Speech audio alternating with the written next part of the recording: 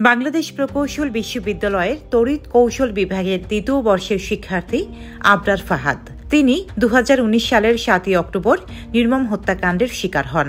তাকে বিশ্ববিদ্যালয়ের আবাসিক হলে ছাত্রলীগের কর্মীরা পিটিয়ে হত্যা করে। এই সত্য ঘটনা অবলম্বনে নির্মিত হয়েছে রুম নাম্বার 2011 সিনেমা। এর পুরো গল্পটি আবরার ফাহাদকে নিয়ে।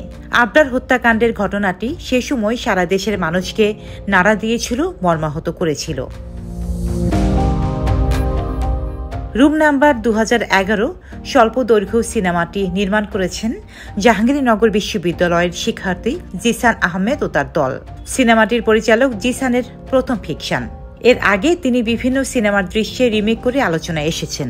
সিনেমাটিতে অভিনয় করেছেন জাহাঙ্গীরনগর বিশ্ববিদ্যালয়ের কিছু শিক্ষার্থী।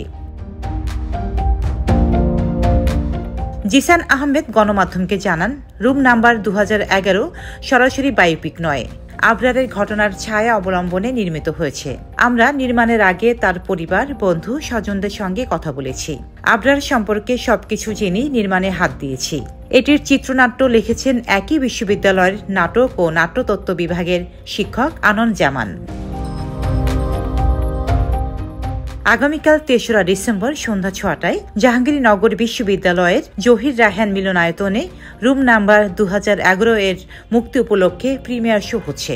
প্রথম শোতে উপস্থিত থাকবেন শহীদ আবরার ফাহাদের পরিবার এবং জাহাঙ্গীরনগর বিশ্ববিদ্যালয়ের উপাচার্য professor doctor Mohammad Kamrul Hasan sir. Desk report, সাম্প্রতিক দেশকাল।